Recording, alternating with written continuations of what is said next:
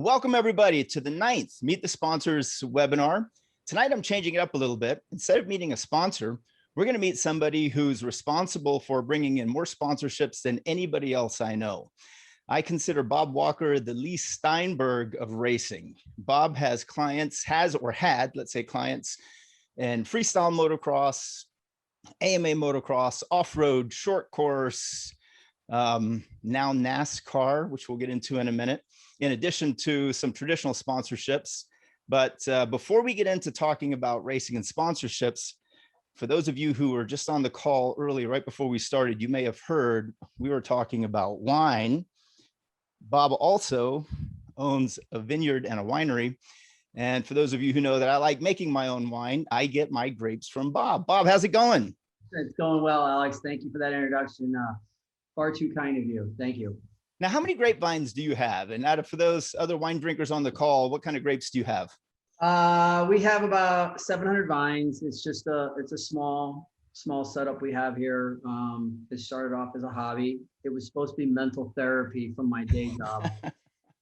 So it's turned into its own separate business now. And we just finished doing we were talking earlier, we just finished our bottling of our 19 harvest. So we have 700 vines of Zinfandel and Syrah. It's basically 500 Zinfandel and 200 Syrahs is what we have. And I have some bottled, racked right now, all ready to go. Some the last year's 2019, I guess. No, 2020. I missed out 2020. Yeah, missed out on a year. Well, I have some here for you. So whenever you're ready to come over, happy to share with you, bud. Since you're about 4 miles down the road, I'll be there 10 minutes after the show. How's that? Perfect. All right. So listen, so today's episode is about agents and agencies. I've had a lot of requests and a lot of questions come in about, hey, can you be my agent? How do I find an agent? How do you work with agents? And I'm hoping that tonight we can answer some of those questions for the racers and professionals on the call who just don't understand what it's like to work with an agent or have an agency on their behalf. First off, let me just ask the general question. What exactly does it mean for a racer to have an agent? What does an agent do on behalf of a team or a property that the agent represents? Yeah, it's broad. It really is. And I'm going to speak from our side, my side, most specifically. I mean, there's a lot of agents that are out there that have given us a bad name, or managers, so to speak, that they underdeliver and overpromise. And from our side, when we get involved with a client, we manage everything from soup to nuts. And there's a lot of things that we do that don't generate revenue.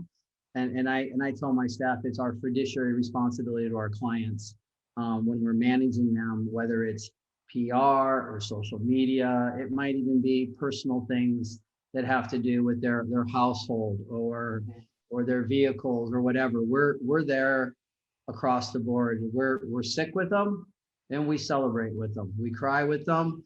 And I really look at our clients as an extension of our family. We really, I feel like we're family because we share in everything together. But to get back to really answering your question, what do we do, or what all encompasses the role of a manager or an agent from a business perspective? The most important thing, and that's probably why everyone's on this Zoom call today, is revenue. We all need and want the money, because we can't do our passion without the revenue, right? So unless we were just born with it, and even those of us who are born with it, that old saying, if you want to make $1 million in racing, you need to start with $2 million, right? So, yeah. But our side, we'll manage the sponsorships, the endorsements, the licensing revenue, the appearances, the PR. A lot of times bigger name athletes will have their own publicist or their own PR agencies, and we will work collectively with them hand in hand. You get into the NASCAR world or the NHRA world, even with the bigger teams in Supercross and Motocross, those teams and OEMs have their own built-in PR departments. So we'll work really closely with them and become a team. We don't want, like I tell a lot of the agencies, PR or hospitality, or when there's a race team, an NASCAR team, they have their infrastructure, they have their salespeople as well, and we got to find that common ground of how to we sell our client and not overstep the boundaries of the sales team that's with the race team or the PR group that's with the race team. I like to say that we're BASF. We don't make the product, we just make it better. Make it And better. so we enhance them and work with them in those areas. So on the revenue side, that's where it all kind of comes into play. And it's really becoming even more important on the social media side since we've had COVID. There's been a lot of deals that I've told you about that we've done just simply because of social media during COVID and how it changed the marketing and sponsorship world these last 16, 18 months. Let's talk about that for a second. I'm very curious, how has COVID changed the sponsorship world? And you mentioned something a second ago. You said, you know, being an agent is like being part of the family. Well, there is a family that you represent, the Deegans, everybody from Brian to Danger Boy to Haley. Managing time with the family, how much of it is spent doing social media and promoting versus how much is spent trying to raise money and increase revenue, especially during a year like COVID when there weren't that many races? Yeah, during COVID, what really happened is Brian and I were talking. I'll never forget. I was sitting at a ski resort in Montana, and he was at a motocross race in Texas on that Sunday when we got the news we were shutting down. And he and I started talking about what do we do? What's our plan? What's our strategy? And I'm like, man, we got to ramp up social media. He's like, I agree. I'm like, if they're going to shut this country down on us, there's no racing, there's no marketing, there's nothing. All that we have is our pipeline with social media. And that's when Brian made a really, really strong, I mean, he was already going strong on social, but he really doubled down on the social and the YouTube channel at that time. Yeah, he did. And when we did that, the numbers just kept growing because everyone was sitting at home with nothing to do. You got tired of watching Netflix, right? You could only watch so many sitcoms until you're ready to put a bullet in your head. And so people start going to YouTube and looking for new stuff. And it was the perfect storm for us there. And as those numbers grew and the social numbers grew, brands started finding us. And we started going back to our brands and our partners saying, guys, truck's not on the track, car's not on the track, motorcycles aren't on the track. We want to deliver value. What can we do for you guys? So we were afraid that sponsors were going to start coming back asking for concessions because we had, you have your guaranteed contracts, and we're like, we need to do something here to continue to over deliver for our partners and bring them value. And that was through our social media channels and doing things for each of our partners and getting involved with them one-on-one. As that got going and the COVID thing carried on, and there were other agencies out there, and myself, I came from Omnicom. I spent 8 years at Omnicom, the largest ad agency network in the world. Right. And leaning on those agencies and networking through there, we started finding there's agencies representing brands specifically for social media, pay for posts. And we started putting all these other unique deals together just solely through social media. And it worked like gangbusters for us. And now it's like every day I have 2 or 3 calls about another social media deal, whether it's for the Deegan family or other athletes that we have. But that social media thing has just, it really took off. And I think it was because of COVID. And we were lucky because the Deegans had a great foundation to begin with. We had other clients that didn't have the strong media base that just couldn't react quick enough to take advantage of it. Right. So that's how it worked for us. That answers your question. Nice. It does. And now you had mentioned the sponsors found you, and I apologize. For those of you guys who don't know, Bob owns and is the president of Connections Sports and Entertainment Agency based out of Southern California.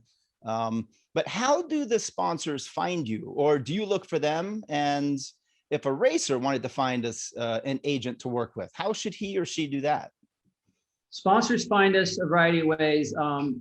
They DM our clients, okay. Which was another thing that we did actually with Haley, was we talked a lot about brands that we would like to have a relationship with, or products that she uses or Brian uses or Hayden uses. And we scripted some copy for them, and they started DMing brands directly from their own accounts. And when a sponsor, all the bigger brands these days have a social media department, not just sponsorship or PR. There's sponsorship, PR, marketing, and social media. It's the whole department simply for social media, and they're monitoring DMs that are coming in. So we started having our athletes DM the brands directly, and then they get a response and then turn it over to us. and then we would go in. A lot of athletes think, oh man, I'm doing all the work, but we've been able to show the value to our clients, like, hey, we're in this together. We need some of your help to open these doors, because if it's just us, the agency, doing this, they're going to shine us. But if a Brian Deegan or a Jalik Swoll, for example, who just won an outdoor national race last week, if they're hitting you up directly, more times than not, they're going to respond. And at least it gets us the introduction to get engaged in a conversation to tell our story and to hear what the brand's marketing goal and objectives are. So then we can kind of craft a way to get in and start a relationship. And we're able to start more and more relationships now by, hey, Mr. Brand, let us do 6 months of posts. We'll do 2 posts a month for X amount of dollars. Let's see how it goes. If it goes well, let's talk about a bigger partnership. And that's really worked well for us, because we know a lot of our athletes will over deliver on the social media side of things. Right. And I was actually, I was listening to that live. I guess it was live. It was either YouTube or Meet the Deegans. It was one of those where Haley mentioned that she direct messages sponsors, and people were direct messaging her. So the DMs, I see that in action, actually. I guess it's working. But now, speaking of Haley, it really works for the bigger name. I really believe it works for the bigger names. Our guys in the lower level, it's 50-50, but it's just it's part of getting your I call it building your snowball, getting your snowball going. Yeah. So even though you're her agent, she's still doing quite a bit of the work. You're not doing all of the work. You're helping her with that and perhaps opening the doors and providing opportunities, but she's still reaching out herself to sponsors. She is, and Brian does as well. And we have other athletes that do, and we have a plan. It's a strategy and it's teamwork. And then they get the door open because they know that we're trying to get the doors open. And sometimes we just need someone to knock a little harder for us. To get the attention, to get the meeting. Then once we're in, we're golden. But I take it you negotiate the deal once that door's open. I'm sorry? I take it you go in and negotiate the deal once they've opened the door and started that relationship. Then you go in and talk details and work out the parameters of what might deliverables be for that particular relationship. Yeah, we'll come in. Every one of our athletes, we have separate bios, we have separate overview decks, we have separate analytics. So I have staff that keeps track monthly of all of our athletes' social media analytics, followers, engagement, etc. And those decks are updated on a monthly basis. So the numbers are always fresh. And that's something we started doing since COVID happened, because we just found out how important that's become to have that information and to get it out. And then we've built our own internal PR list for each athlete. And on those PR lists are potential sponsors and existing sponsors. And we're constantly driving data and information to these brands. Like I got some new information today, and they won't let me PR it, but they'll let me send it directly to partners or potential partners. And I've just spent the entire day today sending personal emails with this information to people. Just one, they like that. One, people like, oh, they're really appreciative of it. But at the same time, it allows me to keep a seat at the table with them and let them know I'm not just trying to just push a hard sell on them, but I'm actually trying to provide a service to them. And they really appreciate that. Right. Excellent. Now, speaking of Haley, I just saw her recently on the cover of Sports Business Journal. How the hell did you do that? Congratulations, by the way. That's a big one.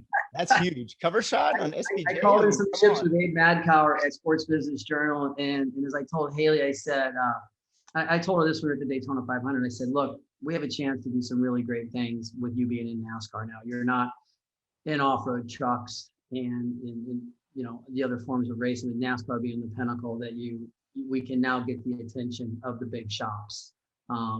One as a female, two in NASCAR, right? So I was able to tell Abe, like, hey, this is what we got going on over here with Haley. And he's like, man, he goes, I want you to talk to Adam Stern. He goes, Adam's working on some motorsports pieces. So we did an interview with Adam, and I started telling Adam, like, our funding model, and our funding model goes back to this whole thing we were just talking about COVID and the social media. The majority of our funding has come through social media deals, not actual NASCAR sponsorships. And he's like, what? And I'm like, yeah. I'm like, the majority of our funding has come from social media first, NASCAR second. Wow. And wow. You just turned the sport on its head. And I'm like, I know it wasn't intentional, but we were adapting to the business climate of what's going on in our country.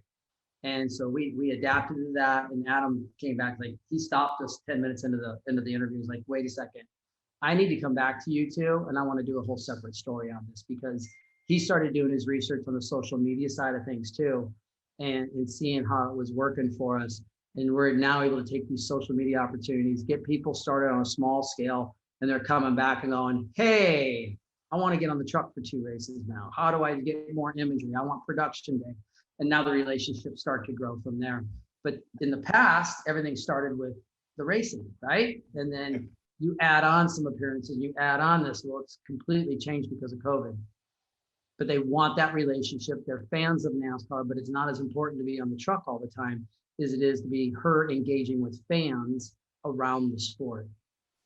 Right on. So if I'm hearing you correctly, and I'm a new or amateur racer, and I'm trying to raise funds for my team and my program, I might have more luck trying to raise money based around what I'm doing when I'm not racing than when I am racing. And when I'm not racing, I'm using social media, I'm promoting potential brands that I'm with and, you know, the companies that I work with.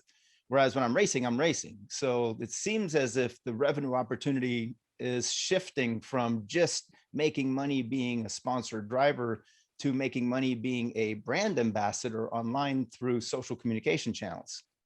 I think it is, but you've got to build your social media base. If you don't have a social media base, you're dead in the water. Now you're just back to the old business model. How do you do that? How do you build a social media base?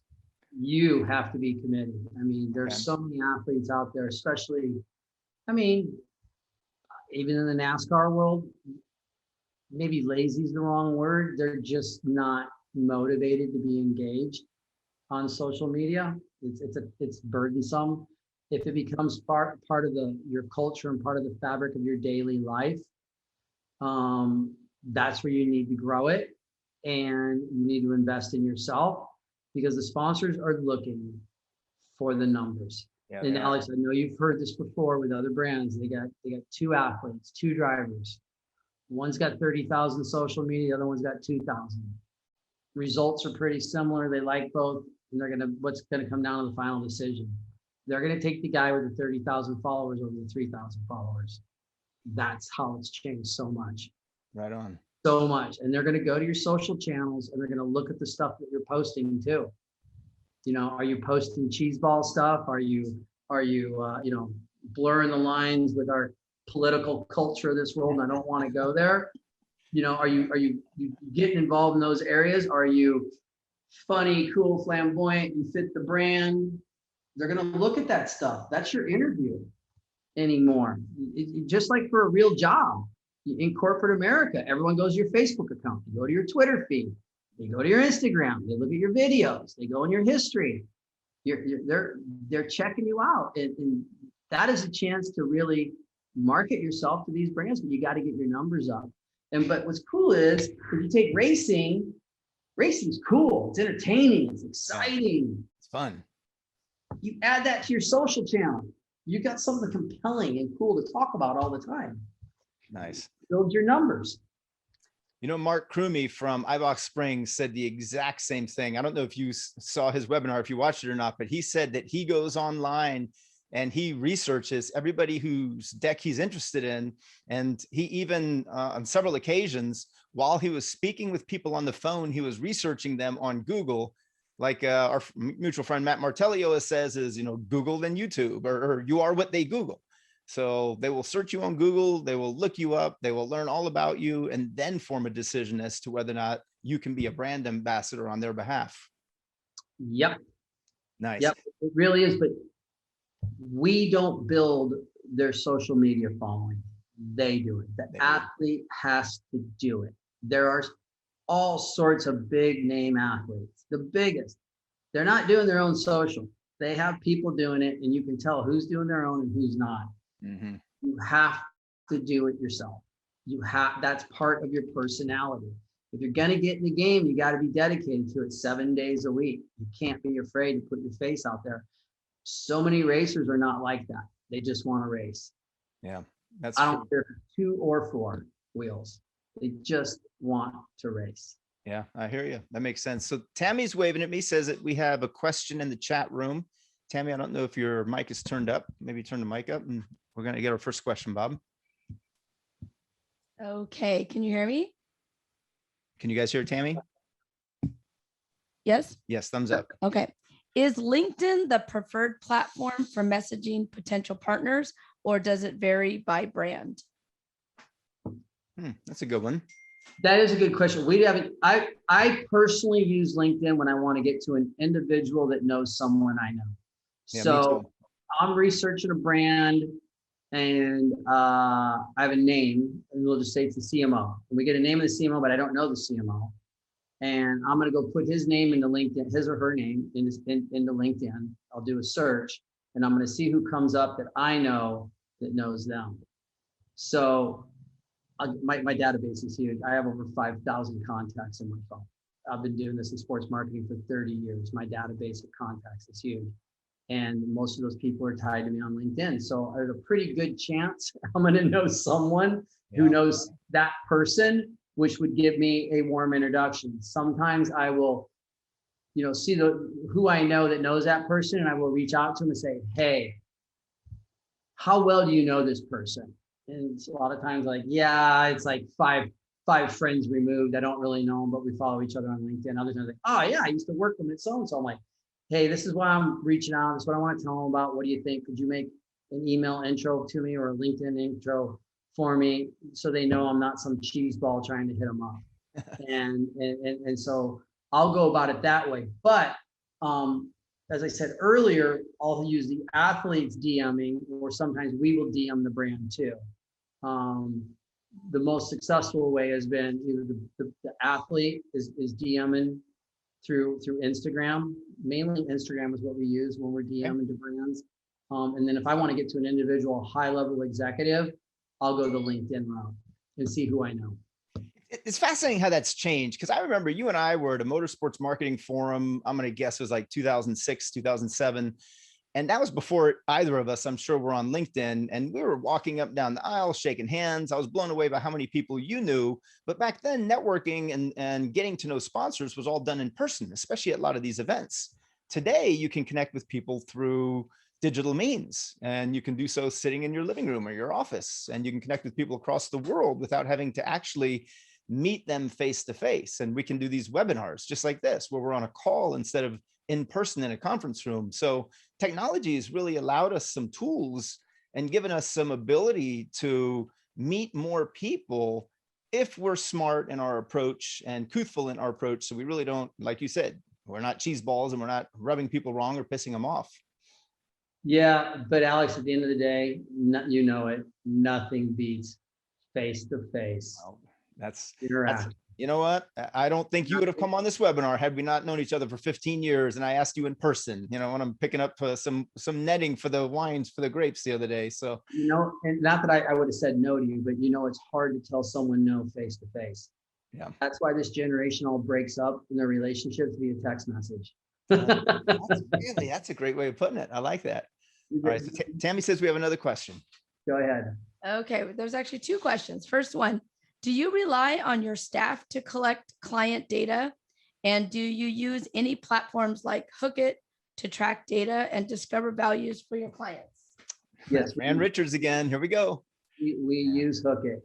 Hookit is our go-to. We have a very, very good relationship with the folks at Hookit. I strongly encourage brands to use Hookit. Literally, I talked to two people today, big brands, like ask me, man, how are you getting this data and how are you tracking it? And I'm like, Hookit. You need to talk to the guys at Hookit.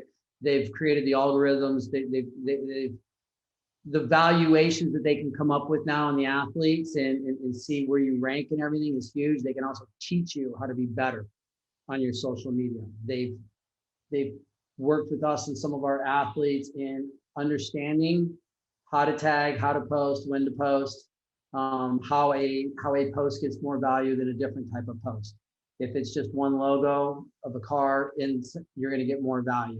If you tag too many people, it brings down the value of the post. There's a lot of little tricks like that we've learned from Hookit, and I strongly believe they are the go-to source, especially in motorsports social media. Right. The second part of your question, which was actually your first part of the question, was about is my staff tracking. To a certain degree, they are. You can only track so much unless you have full access to your athletes' social media accounts. And it's very private to our athletes as well, even though we have it. I don't like to get into their private lives. If something were to happen and finger pointing starts happening, right? So we ask our athletes, and I even did this with Haley today. I'm like, hey, I got this interest from a brand, and this is what they're hung up on. What can you pull from TikTok and Instagram for me on your analytics?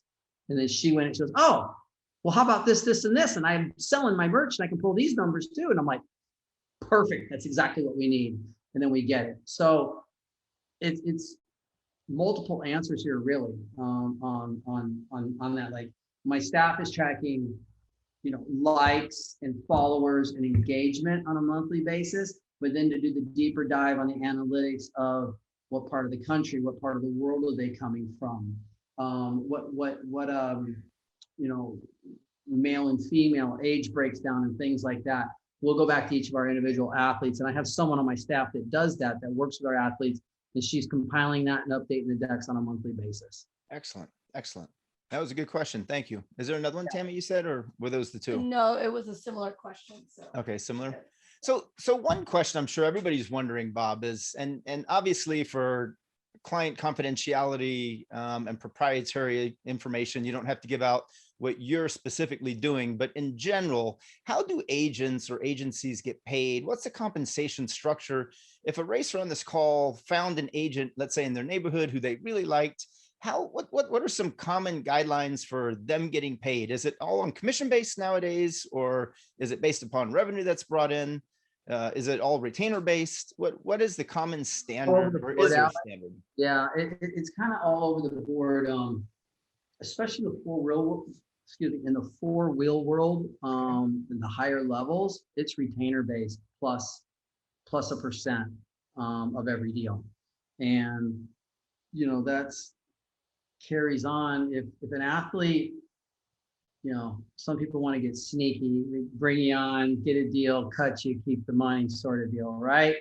So, there's legalities there you get into as well, but you get the retainer-based model, which is typically, a 6-month to a 1-year retainer at minimum, plus a percentage basis. And the lower the retainer, the higher the percentage. If there's no retainer, it's even a higher percentage.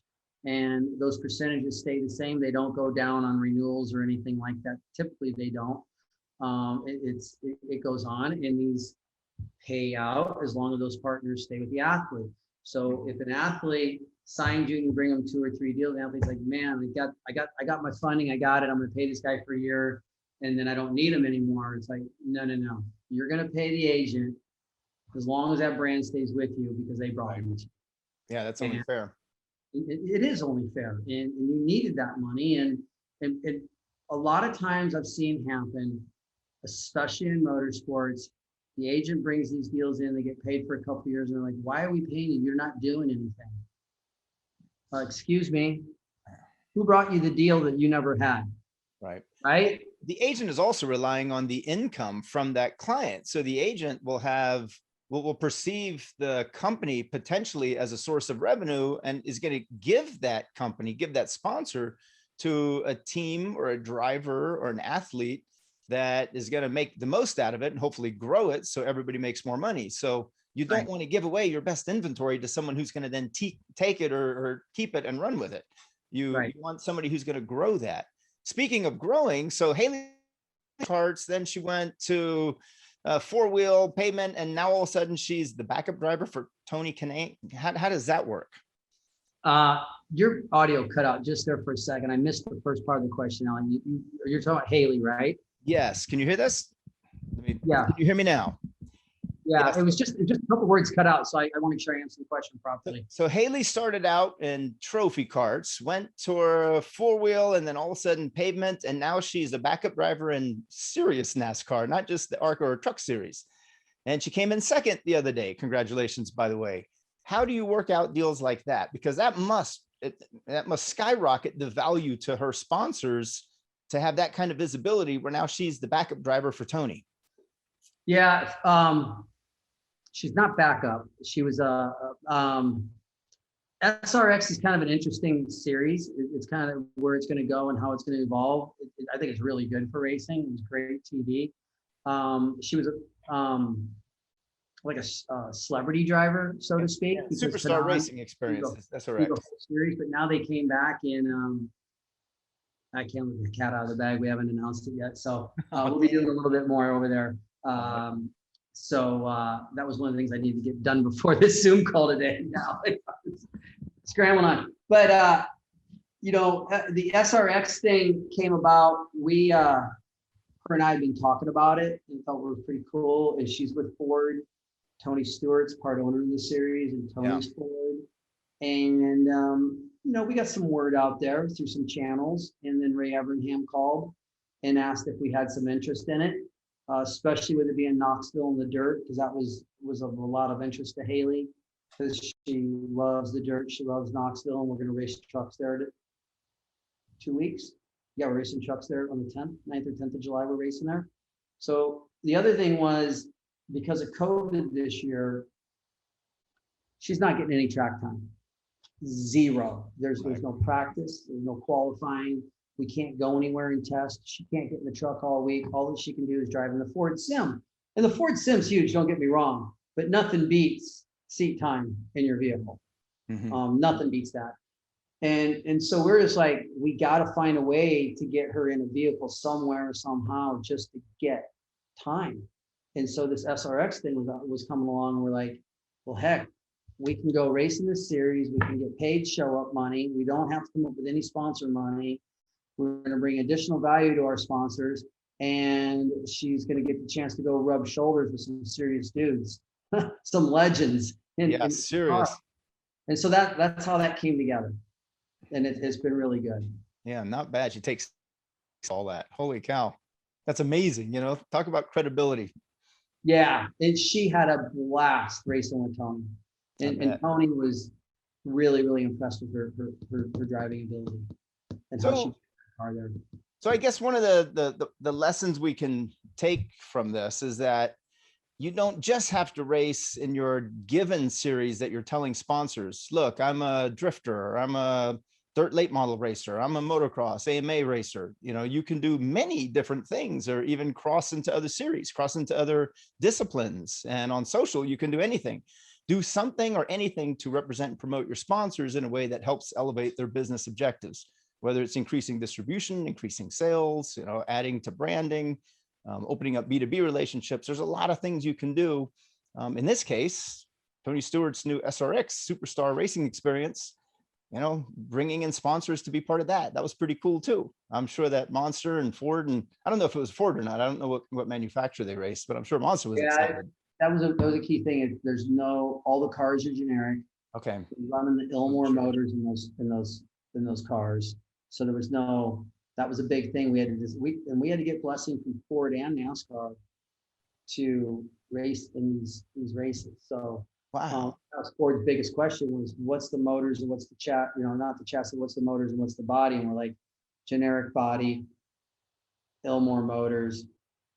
And that was a big, I didn't know that. Big block to get over. So speaking of some of these big sponsors, like let's say Ford and Monster Energy, what's the secret to landing a sponsor like that? Because some teams will be out there their entire careers knocking at the door, sending out decks, and then, you know, writing up proposals, and they never ever get a call back from either of the big brands. Almost all of your athletes are sponsored by some of the biggest brands in the world. Is there a secret sauce, or is there a trick or a tip that you can give everybody on the call as to how do you open the door to one of the big guys? Persistence. Absolute persistence, because I brought Toyota to Supercross in 2004, 3, 4, 5, somewhere in there, 3 or 4. No, 4, yeah. I brought Toyota. Was that Ed Laukus back in the day with Don Brown? It was with Doug Frisbee and Jim Farley. Oh, right on. And now Farley is the CEO of Ford. Ford. See how it works, your network. Nice. So the Toyota deal was interesting because I was actually in negotiations and trying to sell them on a team with Chad Reed at the time, and they were going to come on and take title to Chad. And in the meetings, are like, hey, how do we get the rights to Supercross? How do we get in? Because Nissan, speaking of athletes, Nice. Bob is always busy, guys. That guy doesn't stop working. I've known Bob a long time, and his phone does not stop ringing. So no, it's the first of several. Now my athletes call between 6 and 10 p.m. the rest of the night because they're done training or practicing or whatever. But the Toyota deal was interesting because they wanted, Toyota really wanted the sport, but since they couldn't get in the sport, we were crafting a plan of how they could guerrilla market around what Nissan was doing with the sport, because Toyota was getting ready to launch the Tundra. And so they had a crap ton of money around the Tundra, and we knew they were launching that new truck. We're like, got to get a land grab on this truck money somehow, some way. Yeah. And if the series was already taken, let's take one of our riders and go forward on that way and come up with a strategy to show them how they could ambush market their competitor. Nissan blinked. I got a call from Feld because Feld had heard I was talking to Toyota, and they said, is this true? I said, yeah. And I said, they really want the sport. And that's how that kind of came together, because Nissan blinked, and Toyota's 17 years now. They've been there. But then that allowed me to get inside Toyota, start building relationships with their agencies and everyone as well, which leads over and that kind of just carried on through the decade, over the years and all that. But I'll use Ford as the other example. Ford was because I chased them when they decided to get into X Games that first year. I'm like, I got to find these guys. I got to get FaceTime with them. And I literally hunted them down until I found the decision makers and got a face-to-face conversation with them and started building from there. 2 years later, Brian was in a rally car as a Ford factory driver. And it took a lot of vetting out, a lot of data, a lot of analytics, a lot of research, a lot of work with their agencies. Brands like Ford and Toyota do not move quick. The NHRA side is very, very endemic. It is not pulling the big name out of market sponsors. They're few and far between. You're a mid-tier team. Let's be realistic, right? Like, where is your energy best served? So that's why I start. Peel the onion back. Let's get down to reality. Where are my relationships at? Who knows me? Who understands me? And go in that direction from there. You can shoot for the stars, but you have to be realistic. You might be wasting time. Yeah, we have a unique situation. Yeah, we have a unique situation. Whereas I have a nonprofit that is a personal mission because of my dad having had lung disease and being a racer, and he's since passed away. And we've done some things with pharmaceutical companies already. And so that's kind of a part of who I am and what I do, which allows us to have conversations with some of these larger companies. And that's where it was like, I'm trying to dip my toe in the water, because even though we are a mid-tier team, we have the opportunity to connect these pharma companies with a particular audience that they're looking to connect with. And so it's about having the right conversations with the right people, and then trying to build those relationships. And that's where that, I didn't want to get into too much of a description of it, but that's where the agency versus the brand thing I'm kind of challenged with. Yeah, absolutely. And it's so frustrating because you're going to get so many of these agencies that their egos get in the way of greatness, because if it's not their idea, they're not going to run with the flagpole. And if you get the CMO or the CEO, it pushes it down on them, then they're going to get butthurt because they're going to think you went above them. And it's like, well, I went above them because you wouldn't listen to me and I couldn't get your attention. And so now I'm going to get your attention, but now you're going to prove a point to me and not do business with me. And it's like, yeah. You're the dog chasing the tail. Right. And so, but that's the reality of this industry.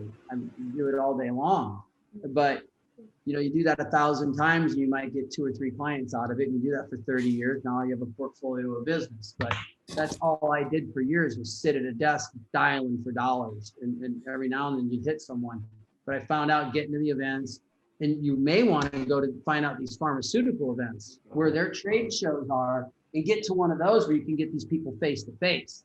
Yeah. Yep. And get them invited out to a race, because once they smell that fuel there and they feel the power of, on the drag strip, you get hooked. Photography from the races is an automatic. Every sponsor expects quality, high-res images from every race. We get a Dropbox of photos Monday morning, and they're sent directly to all of our sponsors. All rights are cleared. They can use them however they want. It's an incredible service they appreciate having. Now, there may be people on here, mid-level racing, lower level grassroots racing, the core of our sport that we all love, and it's hard to do that. I know it's hard and it's expensive to do that. On the higher levels, it's an absolute must, 2-wheel and 4-wheel, to be able to provide the video or at least the stills. They're not sitting here no one's really demanding the video, but our athletes are all shooting content themselves at the races and reposting, tagging the sponsors, so then the sponsors can take that and repost on their channels. Right. And how often do you provide proof of performance reports to the sponsors? Is it the same for all sponsors, or do some need it more, some want it more, some less? We do a report, a year-end report, and some ask for it quarterly. There's really only one sugar water company that's been pretty hardcore about, a quarterly report. But otherwise it's been year-end. And what we'll do is we'll do a year-end recap for each one of our athletes with imagery, as well as there's links to stories, PR that they've been in, TV shows they maybe have been in. Here's all their results. Here's their social media growth over the year. Here's some examples of things they did, the highest, best performing posts, screen grabs of those with the likes. It's a nice little fluff piece that we use for the renewal. The bigger brands have their own in-house groups. They're working with Hook It, they're working with MVP, they're working with other shops. They know. They have a pretty good idea who's been produced or not. And if you have a bad year of racing and you have no social media and you didn't get them imagery, you're creating your own funeral. Right. So, all right, we have another question. One sec. Can you hear? How important is it to have a sizzle reel available? Sizzle reel. Is it important to have a sizzle reel? I think it's helpful. Yeah, I think it's helpful for the mid-level and grassroots guys. The top tier stuff we don't need. There was a time where I had a lot of sizzle reels. But now, because of the social media and all the content so many of our athletes are generating and producing, I haven't had the need for the sizzle reel. Sure. But again, going back for mid-level grassroots and that, I would have that sizzle reel so people can understand what you do and who you are, especially if you don't have the social channels to support it, because they're going to go want to research you and find information on you. And that data might not be out there for you. So the sizzle reel solves that. So I hope that helps answer the question. That actually makes a lot of sense. There was a question here. This is a good one, actually. I'm curious to see how you would answer it, because I know it's going to vary with every client and with every team. But a question is, do you receive funding for your clients yearly, quarterly, or monthly, or even per post, as you were talking about earlier? How do you receive compensation? Our deals have been all the above. We've had one post, pay per post. We've had X posts per month over a set amount of months, like 6 months, 24 posts, 6 months, 12 posts, and the value changes on the amount of posts.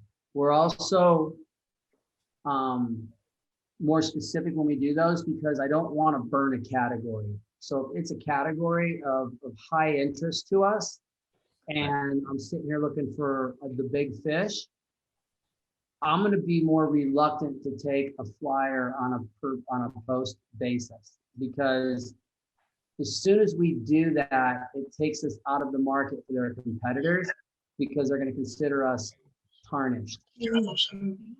Yeah, that makes sense. Somebody needs to mute there. We heard that. Hey, one question came up. Are you taking new clients, or are you full? If somebody wants to learn more about your agency, is there an opportunity for them to potentially work with you? We're full right now, Alex, and thank you for asking. I made the conscious decision about 7 years ago.